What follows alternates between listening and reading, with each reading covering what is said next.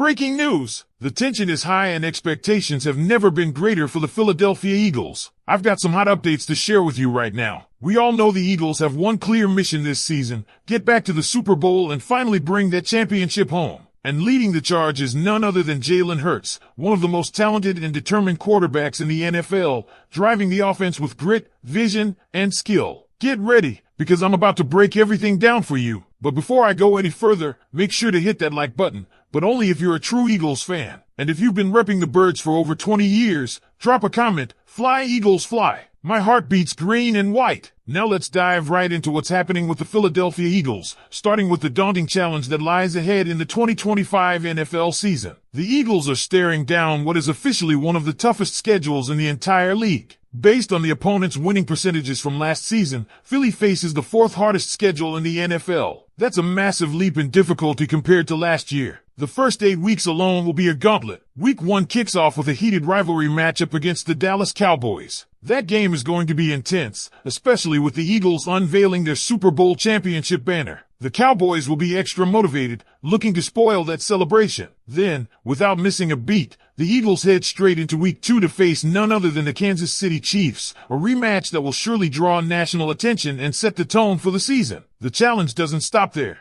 Week 3 brings a divisional round rematch against the Los Angeles Rams, another team hungry for revenge. Then, in Week 4, the Birds travel to Tampa Bay to face the Buccaneers. Playing the Bucs on their home turf is never easy, and by this point, Philadelphia will have faced 4 potential playoff teams in 4 consecutive weeks. And that's just the start. Playing in Minnesota against the Vikings is always tough. That stadium is notorious for being one of the loudest and most hostile environments in the league. After 8 brutal weeks, the Eagles will get a much-needed bye in Week 9 before returning to face the always dangerous Green Bay Packers. Looking further down the schedule, the Detroit Lions are emerging as serious contenders with a ton of young talent, and the Chicago Bears have significantly improved, making that Black Friday showdown particularly intriguing. Not to mention road trips to play the Chargers and the Commanders twice in 3 weeks. And let's not forget about a cold, grueling late-season matchup against the Buffalo Bills. The sheer volume of tough games means the Eagles are going to be battle-tested and mentally tough by the time the playoffs roll around. Now, let's shift gears to the offensive side of the ball. There's a lot of excitement and some uncertainty about how the Eagles' offense is going to evolve with Kevin Pulo stepping into the role of offensive coordinator. Pulo has been a crucial figure in Nick Sirianni's inner circle since 2021, serving as Sirianni's right-hand man for all critical coaching decisions. Sirianni has even gone on record saying that he runs all of his head coaching duties through Pulo first, emphasizing just how much trust and influence he has in this organization. Pulo's elevation is notable because he's been a big part of an offensive coaching staff that has consistently ranked among the NFL's best since Sirianni took over. What will this offense look like in 2025 under his guidance? That's the big question. Veteran leader Brandon Graham recently shared that he believes the Eagles will have a more balanced offensive attack this year compared to last season,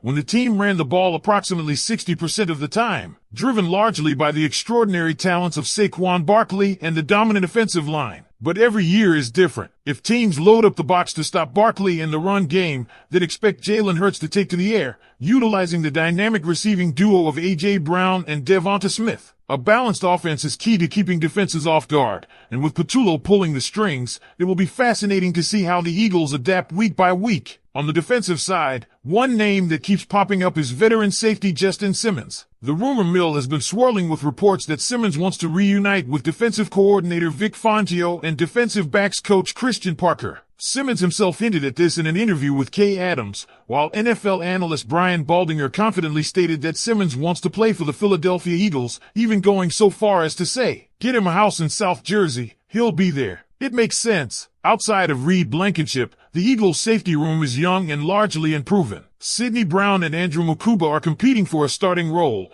but neither has yet proven themselves at the NFL level. Simmons, with his 4 All-Pro selections and deep familiarity with Fangio's system, would bring leadership, stability, and veteran savvy to this unit. The Eagles could potentially sign him for a bargain price too, given that Simmons had a down year last season and ended up signing with Atlanta late in training camp for just $7.5 million.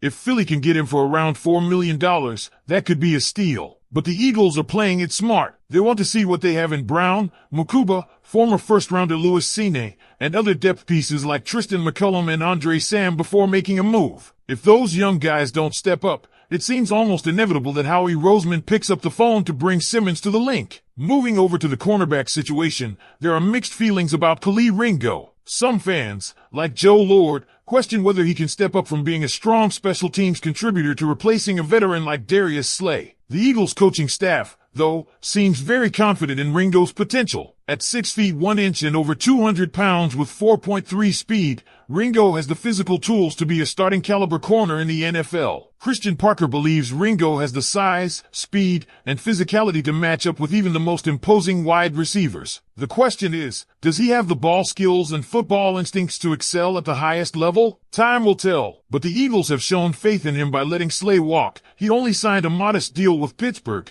and bringing in Adoree Jackson as a bit of insurance. They've also got flexibility with Cooper DeJean, who can play inside or outside, plus depth from guys like Eli Ricks and B.J. Ojulari. But make no mistake, the Eagles' confidence in Ringo is real. And then there's the running back room, which is sparking plenty of debate. While Saquon Barkley is entrenched as the star of the backfield, some fans, like Andrew Nathan, are concerned about the depth behind him. Will Shipley is viewed as a solid backup, and if A.J. Dillon is healthy after last year's neck injury, he could provide valuable power running. But there's understandable concern about relying on a power back recovering from a serious neck issue. The RB4 spot is wide open. Undrafted free agents Shonderick Powell and Montrell Johnson are intriguing prospects who could surprise everyone and make the roster. The Eagles recently let go of Ty Davis-Price, which suggests confidence in Powell and Johnson. There's also gadget player Avery Williams and Lou Nichols in the mix, although Nichols is not expected to seriously challenge for a roster spot. So here's my question to all of you Eagles fans. Given the strength of this schedule and the evolving roster dynamics, do you believe the Eagles can overcome all these challenges and make it back to the Super Bowl? Let me know what you think in the comments below. And don't go anywhere because up next, I'll break down even more about the team's Super Bowl odds, roster battles, and what the future holds. If you want me to continue, just say, continue with part 2. The Super Bowl conversation is impossible to ignore right now, especially considering the odds coming out of Las Vegas and what analysts are saying about the Philadelphia Eagles' chances to repeat. As of the most recent projections, the Eagles are locked in with 6-1 odds to win Super Bowl 60, putting them right alongside the Kansas City Chiefs at the top of the list. That's right. Despite having one of the hardest schedules in the NFL and all of the roster uncertainties we just covered, the odds makers still believe the Eagles are elite contenders. Think about that for a moment. The same two teams that squared off in the Super Bowl last season are once again the betting favorites. This is not uncommon in the NFL. In fact, it's becoming a bit of a trend. Last year, it was the 49ers and the Chiefs who entered the season as co-favorites after their Super Bowl clash, and now it's the Eagles' turn to keep that momentum going. It speaks volumes about the respect this organization commands across the league, and the confidence analysts have in this roster and coaching staff. Looking deeper at the betting lines, the Eagles are sitting at plus 600 to win the Super Bowl, 3-1 to win the NFC, and they're favored to take the NFC East with odds of minus 145. The over-under on